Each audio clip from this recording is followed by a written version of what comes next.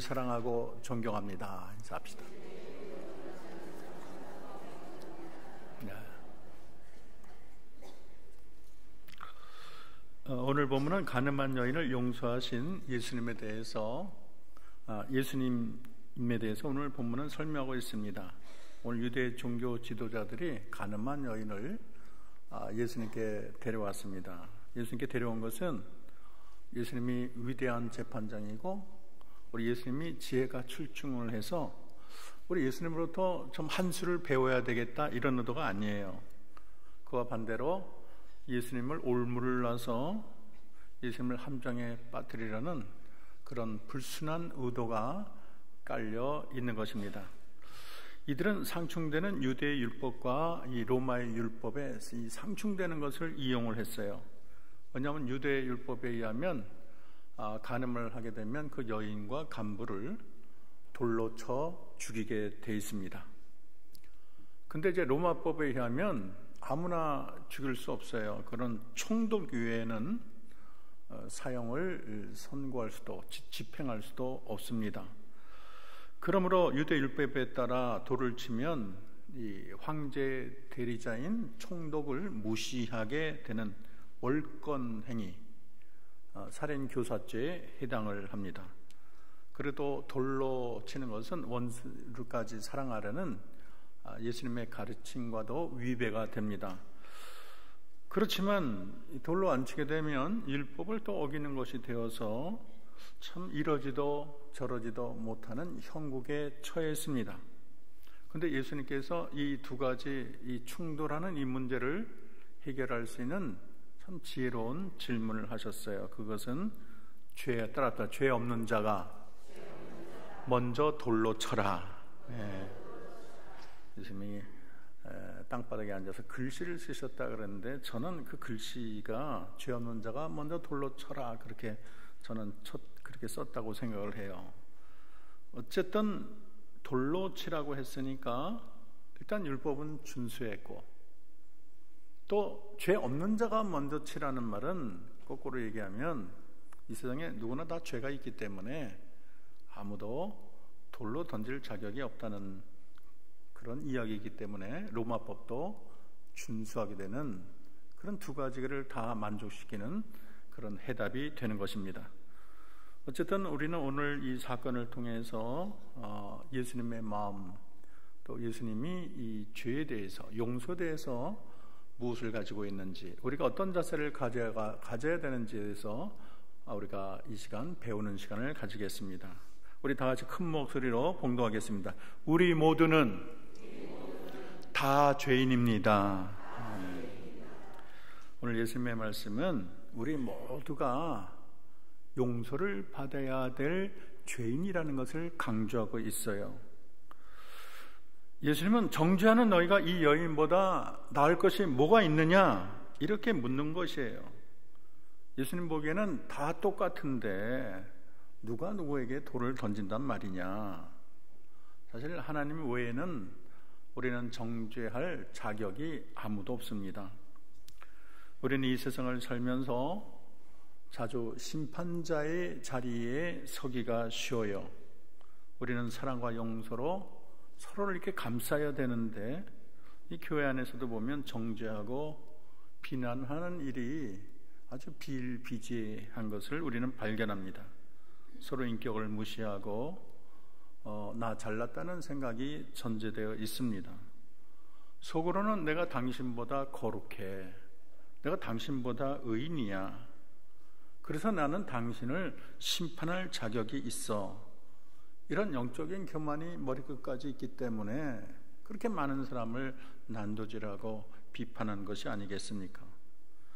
늘 상대방의 용서를 요구하지만 자기는 절대 다른 사람 용서를 자꾸 요구하는 사람은 자기는 I am sorry, 미안하다는 말을 할 줄 모르는 사람이 참 많아요.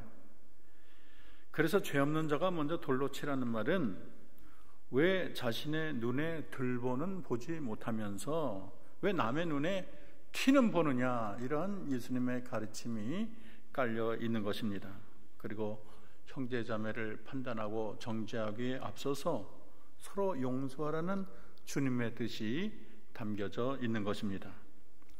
어떻게 보면 이 말은 바리새인들을 겨냥한 말이기도 합니다. 예수님은 그들을 회칠한 무덤이라고 비난한 적이 있습니다. 바리새인은 자기 자신은 율법을 그렇게 잘 어기면서 못된 짓은 다 뒤에서 하면서 사람들 앞에서는 의로운 척하고 정죄하게 앞장섰어요. 그렇기 때문에 예수님은 그들을 참 가증하다고 여겼습니다. 예수님의 이렇게 하신 말씀을 보면 예수님은 죄 많은 창녀나 세리보다는 그들을 더 비난하고 더 이렇게 질이 안 좋은 것으로 여겼습니다. 예수님은 그들은 자기도 천국에 가지 못하고 다른 사람도 천국에 가지 못하게 막는 자라는 인식을 하고 계셨습니다. 그리고 오늘 이 사건은 예수님이 이 세상에 오신 목적을 설명해 주고 있어요. 사실 죄 없는 자가 먼저 돌로 치라 할 때 이 여인을 돌로 칠 자는 예수님 자신밖에 없었습니다. 왜냐하면 예수님만이 죄가 없고 예수님만이 심판할 자격이 있기 때문이에요. 근데 예수님은 돌로 치지 않았어요. 예수님은 심판하러 오신 것이 아니고 용서하러 오셨기 때문인 것입니다. 예수님은 많은 사람을 위한 대속물이 되기 위하여 이 땅에 오셨다고 스스로 오신 목적을 밝히셨습니다. 그렇기 때문에 예수님은 긍휼의 마음이 많으셨어요. 이 긍휼이라는 것은 불쌍히 여기는 마음이에요. 예수님은 불쌍히 여기는 자를 참 좋아하십니다. 다른 사람 자꾸 비난하고 가리키고 이런 자보다는 아이고 불쌍해, 너무 안 됐어, 이런 자를 주님은 더 선하게 보시고 의롭게 보신다는 것을 알아야 되겠습니다. 긍휼은 심판을 이기고 자랑한다고 했어요. 이 말은 우리가 이 세상에 살 때 불쌍히 여기고 긍휼히 여긴 사람은 내가 심판대 앞에 설 때도 하나님은 나를 긍휼히 여기고 불쌍히 여긴다는 것을 말해주고 있는 것입니다.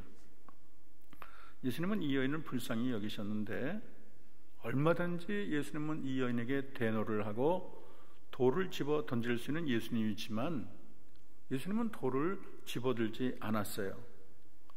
이 여인은 갈대 같은 여인이고 또 바람 앞에는 촛불과 같은 연약한 여인이었습니다.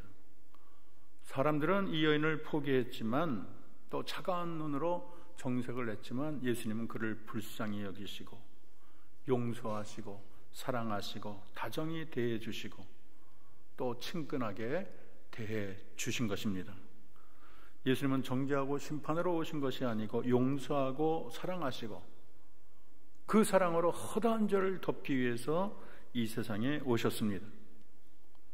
새 인물은 감옥이나 심판에서 만들어지는 것이 아니라 용서와 사랑 가운데 만들어지는 줄로 믿습니다.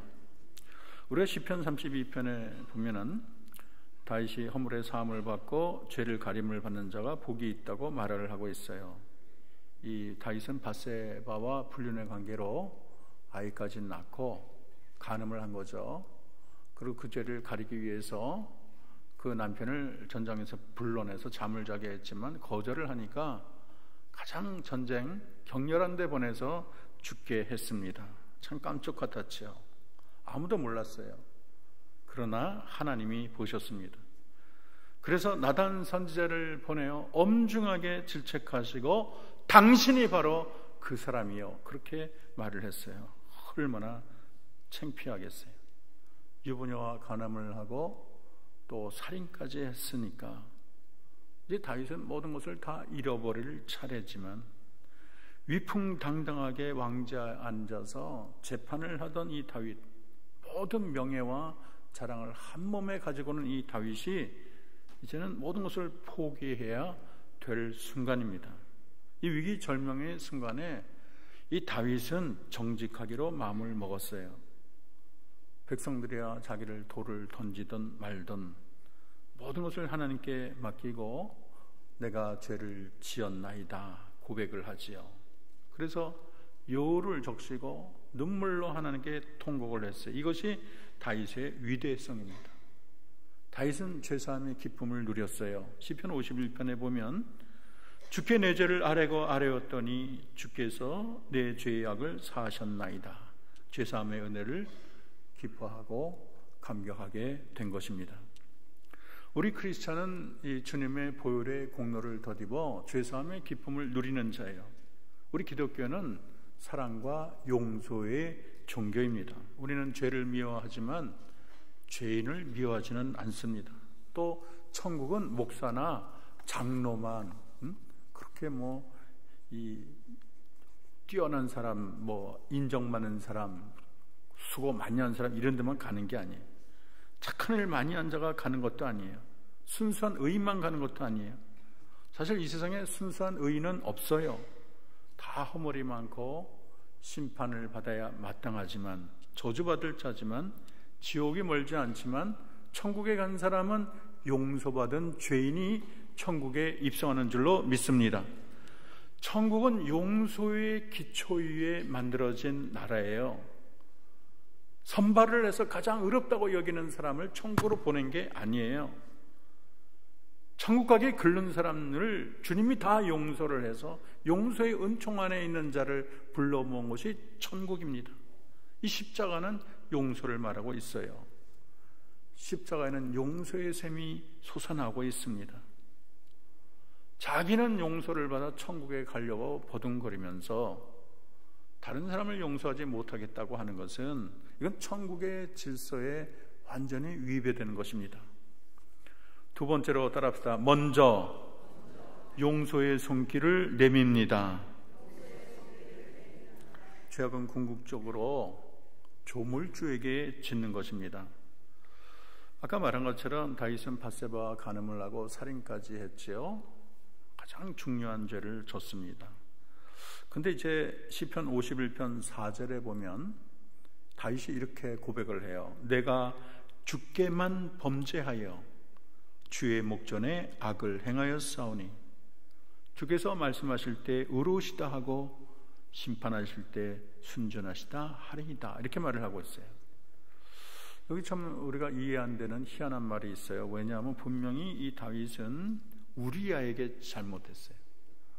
그래서 그 부인에게 간음을 하고 또 살인을 했기 때문에 우리에게 가장 많은 상처를 줬어요. 그런데 내가 주께만 범죄하여 이렇게 말을 하기 때문에 어떻게 보면 이해가 참 안 갑니다. 우리 기독교가 내가 상처를 입은 사람에게 용서를 구할 필요가 없다 이런 종교는 아니에요. 왜냐하면 예수님은 상처받은 당사자에게 용서를 구할 것을 원했어요. 그래서 마태복음 5장 23절 24절을 보면 예물을 제단에 드리려다가 거기서 내 형제에게 원망 들을 만한 일이 생각나거든 예물을 제단 앞에 바치기 전에 먼저 가서 형제와 화목하고 그리고 예물을 드리라. 그건 인간 가운데 내가 잘못하거나 상처를 준 것을 먼저 이렇게 용서를 구하고 회복을 하라는 뜻이에요. 근데 오늘 다윗은 이게 우리아에게 범죄했다 그러지 않고 주께만 범죄하여 이렇게 말을 하고 있어요. 이거는 모든 문제를 근원적으로 거슬러 올라가면 모든 죄는 사람에게 짓기에 앞서 하나님에게 짓는 죄라는 것을 설명하고 있는 것입니다. 그러므로 간음 행위는 조물주에 대한 반역이고 거역이라고 말할 수가 있습니다. 참 감동적인 것은 간음한 여인은 주께만 범죄했으니까 이 간음한 여인이 진짜 잘못한 것은 예수님께 잘못한 거예요. 근데 그녀가 용서를 구하기도 전에 예수님은 먼저 그녀에게 용서해 주셨습니다. 나도 너를 정죄하지 않겠다 이렇게 말씀하셨어요. 여러분 우리도 용서를 먼저 내미는 것이 중요한 줄로 믿습니다. 베드로가 주님을 3번 부인하고 실패해서 자기 고향으로 고기를 잡으러 갔어요. 제가 예수님이라면 내가 부활 후에 가장 가기 어려운 것이 베드로라고 생각해요. 그렇게 믿었는데 철석같이 믿었는데 결정적일 때 나를 3번이나 모른다고 부인해. 이런 괘씸한 것. 그리고 참 이 보면은 눈을 참 쳐다보고 싶지 않을 거예요. 근데 예수님은 그 베드로를 찾아갔습니다. 그리고 베드로를 용서하시고 사랑하시고 내 양을 먹이라, 내 양을 치라, 그렇게 말씀해 주셨어요. 먼저 용서하신 분이 예수님이세요.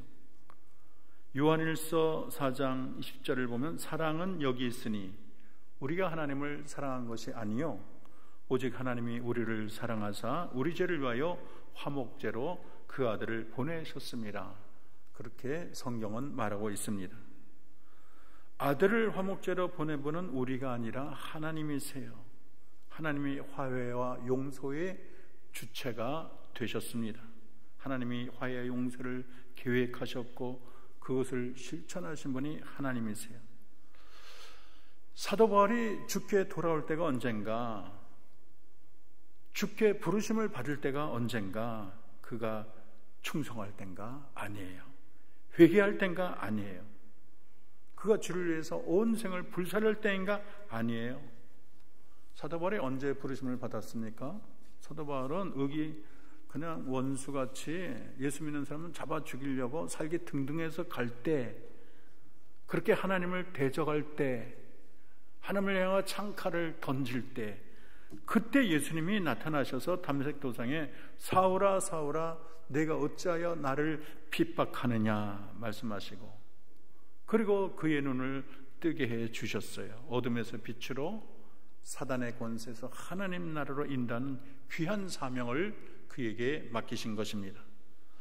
사도 바울은 그 은혜가 너무나 감사한 거예요. 그때 하나님이 쳤으면 끝나는 거지 뭐 자기가 무슨 재주가 있어요. 너 못됐다, 지금까지 나를 괴롭혀, 그 자리에서는 쳐도 아무 할 말이 없어요. 그런데 하나님이 그를 불렀어요. 용서만 한 것이 아니고 하나님의 큰 그런 종으로 삼았어요. 사도 바울은 생각할수록 그 하나님이 너무나 놀랍고 감사합니다. 그래서 디모데전서 1장 15절에 보면 mit보다 모든 사람이 받을 만한 이 말이에요. 그리스도 예수께서 죄인을 구원하시려 세상에 임하셨다 하였도다. 죄인 중에 내가 괴순이라, 그렇게 말을 했어요. 이 짧은 두 마디 말 속에 하나님의 은혜가 얼마나 크고 나 같은 괴수를 구원하신 그 사랑이 얼마나 감사한지를 정말 얼마나 이렇게 감동적으로 고백하고 있습니까? 우리는 그 사랑과 은혜를 생각할 때 감동하지 않을 수가 없습니다. 원수까지 용서하고 사랑하는 게 주님이세요. 사실 이 죄인과 원수까지 사랑하지 않았더라면 이 자리에 나올 자는 아무도 없어요. 우리도 하나님과 원수였어요. 우리도 우상 섬기고 세상 좋아하고 세상에 쾌락 따라가는 우리들이었는데, 하나님이 우리를 불러서 강권적으로 여러분을 다 사냥하듯이 여러분을 다 붙잡아가지고 이 교회로 불러 모은 줄로 믿습니다. 먼저 찾아와 손을 내미시는 이 주님은 화해의 첫 단추가 무엇인가를 우리에게 알려주고 있습니다. 여러분, 먼저 화해와 용서를 청하는 것이 주님 볼 때 아름답다는 것을 잊어서는 안 되겠습니다. 우리는 자존심이 강해서 잘 그러질 못해요. 저쪽에서 전 잘못했다고 빌어주면 좋겠는데 먼저 찾아가 손을 내미는 게 너무 힘들어요. 그러나 하나님은 먼저 찾아와 손을 내밀어 주심으로 하나님의 크고 놀라운 그 사랑과 용서의 은혜를 우리에게 격려하고 있습니다. 우리 안에도 그리스도의 사랑이 강건한다면 여러분도 먼저 찾아가 용서의 손을 내밀 수 있는 줄로 믿습니다. 세 번째는 따라합시다. 다시는 죄를 짓지 말라. 이 예수님이 용서하시는 주님이라고 하니까 마음대로 죄를 지어도 괜찮다고 생각하는 사람들이 있어요. 예수님이 돌을 들고 치려는 자가 다 떠나자 예수님은 그녀를 향해서 말씀하는 것이 다시는 죄를 짓지 말라, 그렇게 말씀했어요. 실제로 이제 기독교 역사를 보면 죄를 지어놓고 죄책감을 갖지 마라. 죄책감을 갖는 것 자체가 그게 죄야. 우리 주님은 지금까지 지은 죄와 앞으로 지을 모든 죄를 다 용서했어. 그렇기 때문에 죄를 져도 죄책감을 가지면 안 되는 거야. 마음껏 이제는 죄를 져도 좋다는 이단적 사상까지 만연을 했습니다. 이것은 굉장히 무서운 사상, 암 같은 사상, 주님의 십자가 희생을 우습게 여기고 구원받은 백성들의 순결을 허무는 사상이 되는 것입니다. 우리는 그리스도의 희생과 보혈로 죄 용서 받았지만은 같은 죄에 빠져서는 안 돼야 될 줄로 믿습니다. 성경은 죄 용서 후에 똑같은 죄에 빠지는 것에 대하여 베드로후서 2장 20절 22절에 비판하고 있어요. 만일 그들이 우리 주 되신 구주 예수 그리스도를 알므로 세상의 더러움을 피한 후에 다시 그 중에 얽매이고 지면 그 나중 형편이 처음보다 더 심하리니 의의 도를 안 후에 받은 거룩한 명령을 저버리는 것보다 알지 못하는 것이 도리어 그들에게 나으니라. 참된 속담에 이르기를 개가 토하였던 것에 돌아가고 돼지가 씻었다가 더러운 구덩이에 도로 누웠다 하는 말이 그들에게 응하였도다. 의의 도를 알고 용서를 받고 구원을 얻고 그리고 나서 또다시 죄악 가운데 들어가는 것은 개가 토한 것을 다시 먹는 것이라는 거예요.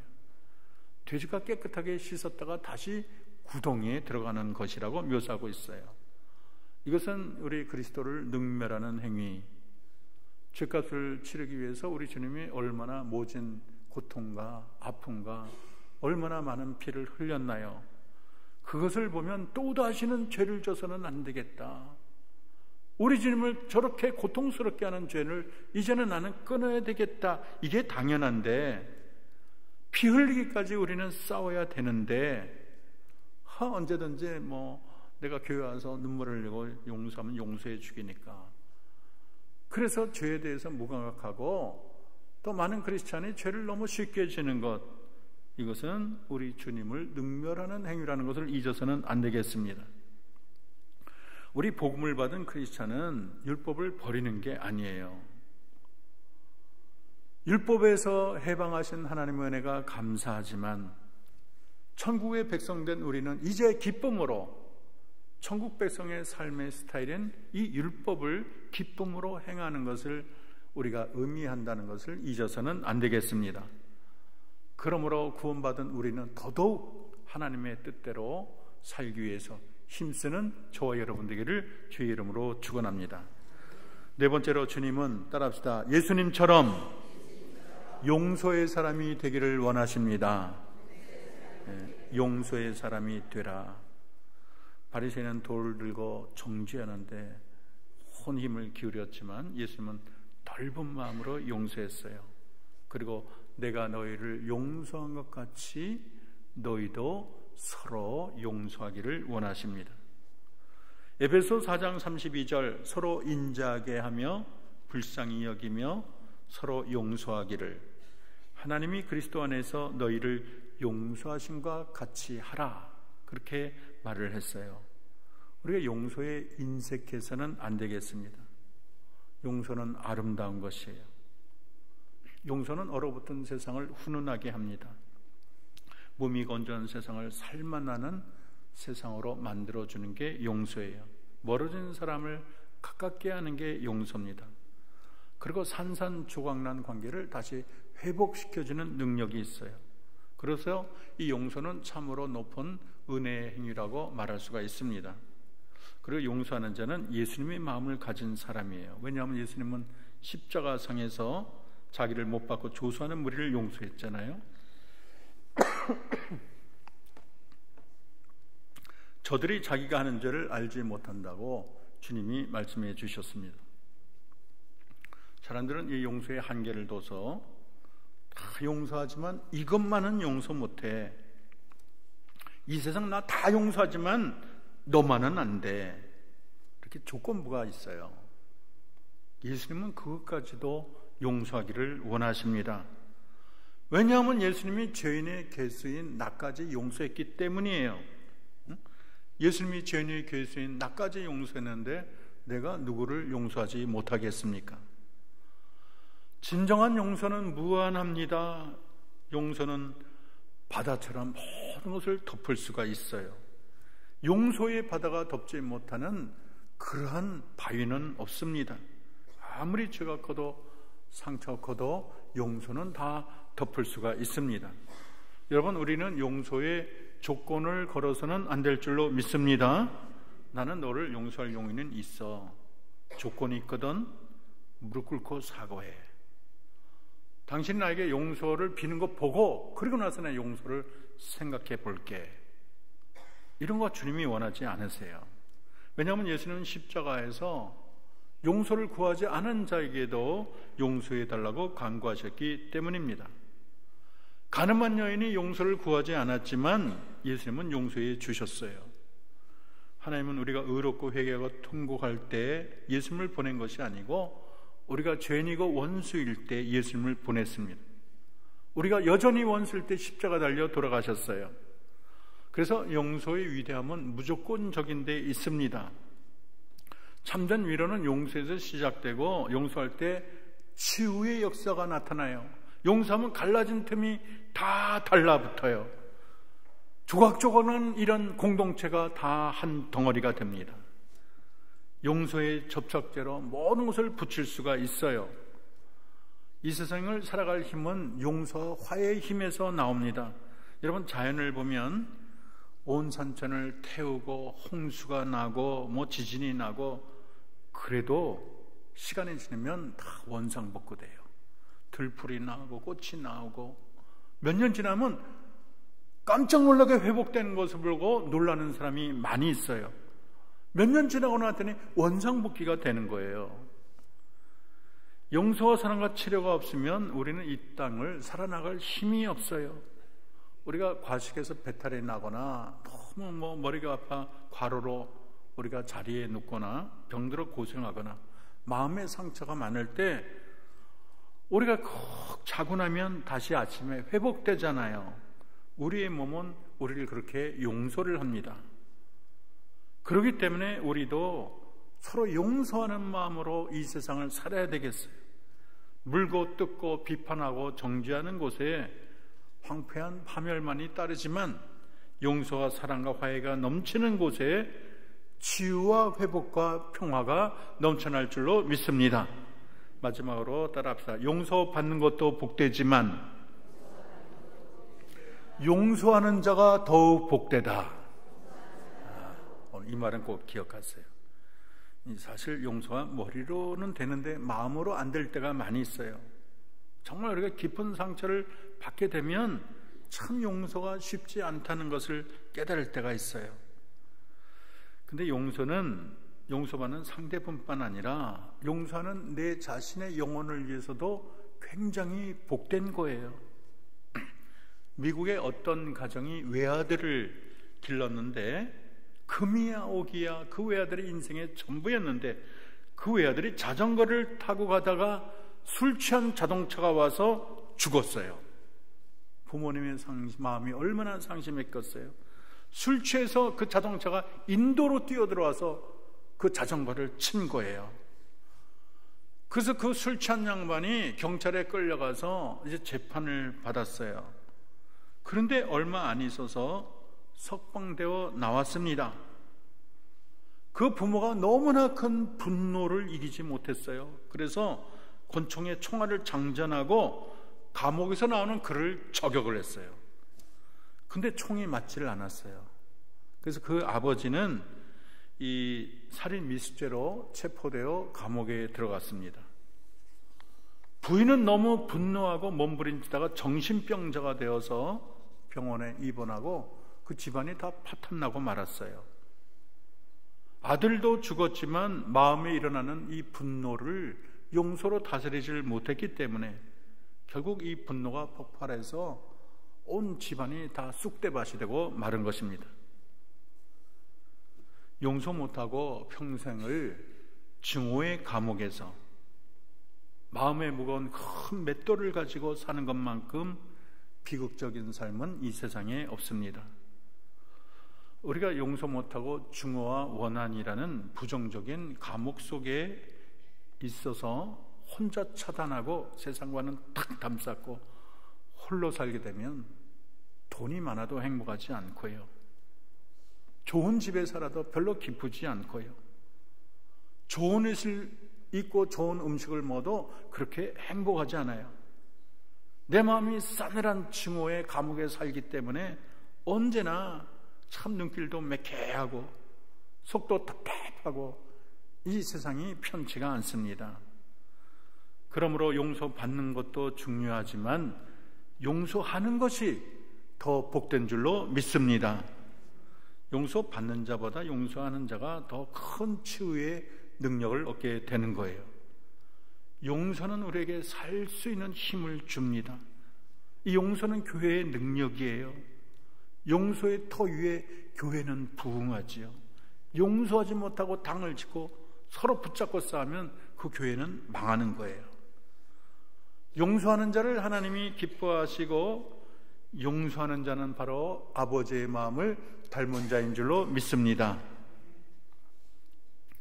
우리가 세상을 살다 보면 먼데 있는 사람이 내게 상처를 주기보다 가장 가까운 사람이 내게 상처를 줄 때가 많아요. 제일 먼저 가까운 부부부터 우리가 용서를 해야 되겠습니다.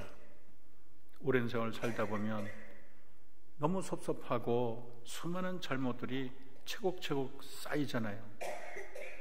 이것이 속으로 용서를 안 해주면 마음에 돌이 되고 병이 되고 삶의 기쁨이 다 사라지고 마는 것입니다. 그래서 이 오래 산 부부 중에는 각방을 쓰고 불 꺼진 난로 마냥 그 대화를 보면 너무 몸이 건조하기 짝이 없어요.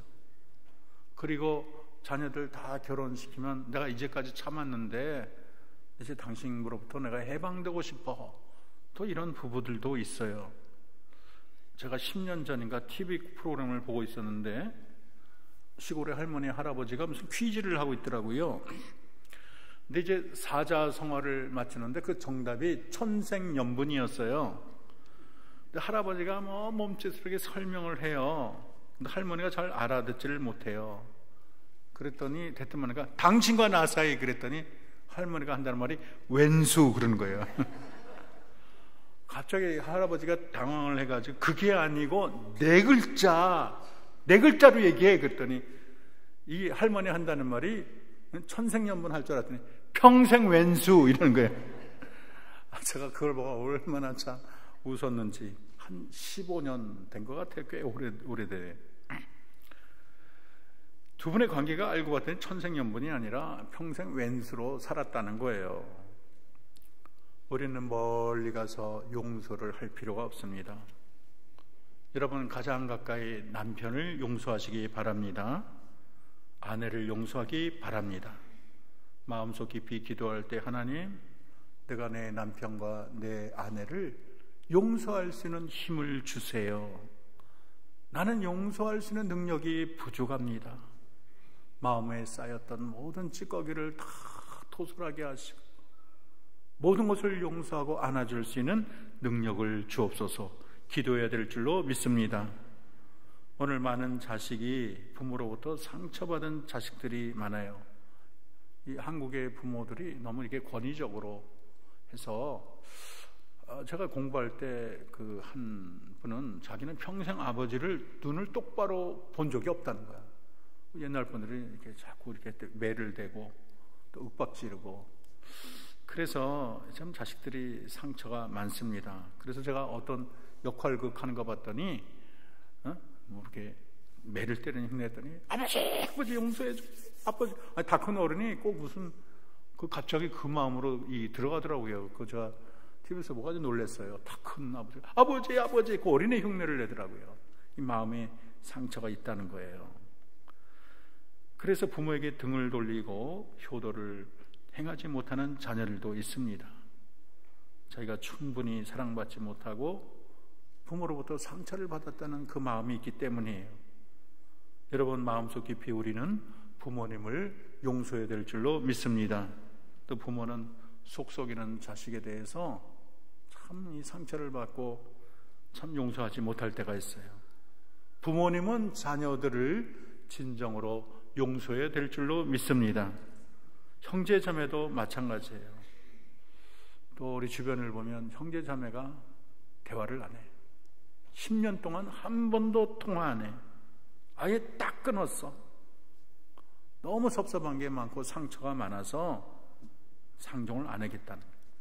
너무 응어려진 게 많아요.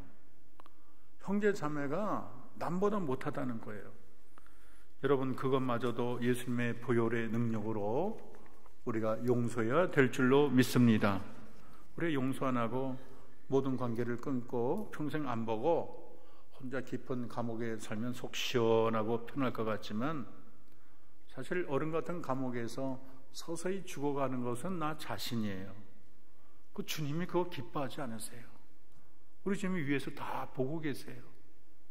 용서를 구할 줄도 알고 또 용서하기를 원하는 것이 주님의 본심입니다. 오늘 우리는 용서라는 미덕을 잃어버리고 살 때가 많습니다. 조그만 상처에도 가슴에 새겨놓고 피를 흘릴 때가 많아요. 또 세상을 살다 보면 다 부대끼고 상처를 주기도 하고 받기도 하는 것 아니겠습니까? 용서를 못하니까 상처 치료가 안 되는 거예요. 우리 주님은 우리의 용서를 치료하기 위해서 십자가에 피 흘려 돌아가셨습니다. 우리 자신이 큰 용서를 입었는데 우리가 용서 못할 자가 누가 있겠습니까? 내가 용서하지 않으면 하나님도 나를 용서하지 않을 것입니다. 주기도문은 분명히 우리가 우리에게 잘못한 사람을 용서하여 준 것 같이 우리 죄를 용서하여 주시고 이렇게 말을 했어요. 우리 죄를 용서받기 전에 그 전제가 우리가 우리에게 잘못한 사람을 용서한 것 같이 내 용서를 기초로 하나님도 나를 용서하겠다는 말씀이에요. 여러분, 용서하는 자가 용서를 받을 줄로 믿습니다. 오늘 가늠한 여인을 용서하신 예수님, 묻지도 따지지도 아니하고 그냥 용서하신 예수님처럼, 아니 용서할 수 없는 나 같은 죄인을 용서하신 예수님을 본받아서 우리도 우리 사이에, 부부 사이에, 또 부자, 부모와 자식 사이, 형제 사이, 또 믿음의 동료 사이, 우리 증오라는 묵은 때를 버리고 용서의 아름다움으로 서로 안아주는 저와 여러분 되기를 주의 이름으로 축원합니다. 기도하겠습니다. 사랑과 자비의 하나님, 예수님이 오늘 가늠한 여인을 불쌍히 여기고 용서함 같이 우리도 서로를 용서하게 하옵소서. 주님이 나 같은 죄인을 용서했는데 내가 그 누구를 용서하지 못하겠습니까? 하나님이여, 내 남편을 용서합니다. 하나님, 내 아내를 용서합니다. 내 부모를 용서하고 내 자식을 용서합니다. 그리고 내 형제 자매를 용서합니다. 하나님께서 성령의 능력을 주셔서 우리에게 용서할 수 있는 능력을 허락하옵소서. 우리 모두 사랑과 용서와 은혜가 넘치는 향기로운 동산을 만들게 하옵소서. 예수님의 이름으로 기도합니다.